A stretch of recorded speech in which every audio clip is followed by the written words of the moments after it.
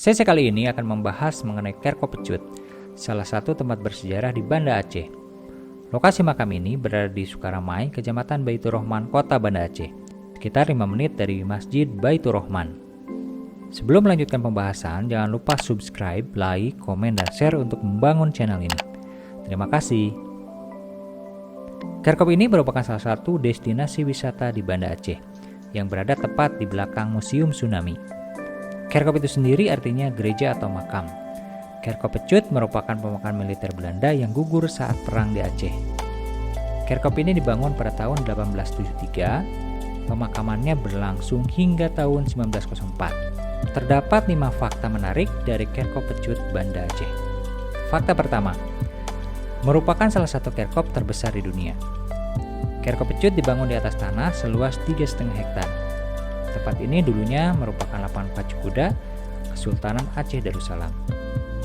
Jumlah korban serangan Belanda yang dikuburkan di sini mencapai kurang lebih 2.200 orang.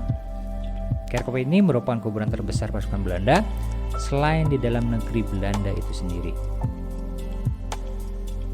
Fakta kedua, terdapat 3 tokoh penting Belanda yang dimakamkan di tempat ini. Tokoh tersebut adalah: pertama, Jenderal Johannes Herman Rudolf Kohler. Kedua, Mayor Jenderal Johannes Ludovicius Jacobus Herbertus Pel. Ketiga, Kapten WBJA Schipens. Pertama, Kohler merupakan jenderal Belanda yang memimpin Kenial pada Perang Aceh tahun 1873. Ia membawa 3.198 orang tentara Belanda untuk menyerang Aceh. Kohler meninggal dunia pada tanggal 14 April 1873 terkena tembakan sniper Laskar Aceh yang masih berusia 19 tahun. Pada waktu itu Kohler sedang menginspeksi prajurit Kenial yang berhasil menduduki Masjid Baitur Rahman. Saat Kohler beristirahat di bawah pohon gelumpang di samping Masjid Baitur Rahman, dia tertembak tepat di jantungnya. Kohler sempat berujar sebelum dia meninggal, "Oh Tuhan, aku tertembak." Setelah itu Kohler meninggal di tempat kejadian. Kohler tertembak dari jarak 100 meter oleh pemuda Laskar Aceh di balik reruntuhan Masjid Baitur Rahman. Kematian Kohler menggemparkan seluruh pasukan Belanda, termasuk pihak dari kerajaan Belanda itu sendiri. Jenazah Kohler sempat diamankan di Singapura, kemudian pada tahun 1873 dimakamkan di Tanah Abang, Batavia. Namun pada tahun 1976, kuburan Kohler digusur. Mayatnya sempat terkatung-katung di Kedutaan Besar Belanda selama 2 tahun. Pada tahun 1988, akhirnya jenazah Kohler dimakamkan di Kerkopecut Banda Aceh berkat inisiatif dari Gubernur Aceh Abdullah Muzakir Walad. Tokoh kedua yaitu Johannes Ludovicius Jacobus Herbertus Pel, merupakan mayor jenderal Belanda yang memimpin pusat pertahanan Kutaraja. Pel berhasil membangun kembali pasukan Belanda yang sangat terpukul akibat kematian Kohler. Kemudian banyaknya korban perang, penyakit tropis, dan kolera. Pel melanjutkan misi Belanda untuk menguasai Aceh, namun lagi-lagi mendapatkan perlawanan yang sangat sengit oleh pejuang Aceh. Bahkan banyak sekali infrastruktur di Aceh yang sengaja dirusak oleh pejuang Aceh, termasuk pemakaman Belanda tidak luput dari sasaran mereka. Pada tahun 1876, Jenderal Pel meninggal secara mendadak di Kampung Tonga, Aceh. Belanda menyebutnya akibat pecah pembuluh darah. Namun, informasi dari sejarawan Muhammad Said, Pel meninggal oleh pihak Laskar Aceh. Namun, hal ini sengaja disembunyikan agar mental orang Belanda tidak terpukul. Tokoh ketiga yaitu Schipens, merupakan kapten infanteri Belanda yang bertugas dalam operasi militer di Banda Aceh tahun 1897 sampai 1913. Prestasi Schipens yaitu menggagalkan pemberontakan yang dilakukan oleh Tengku Banta beserta pasukannya. Pemberontakan ini berhasil dihentikan. Laskar Aceh banyak yang ditangkap dan senjata mereka disita pada tahun 1905. Pada tanggal 17 Oktober 1913, Schipens meninggal dunia akibat ditusuk rencong oleh Laskar Aceh pada saat dia menghadiri sidang tanah di Sigli.